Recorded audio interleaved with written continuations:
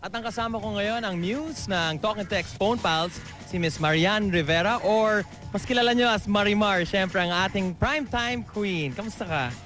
Okay lang.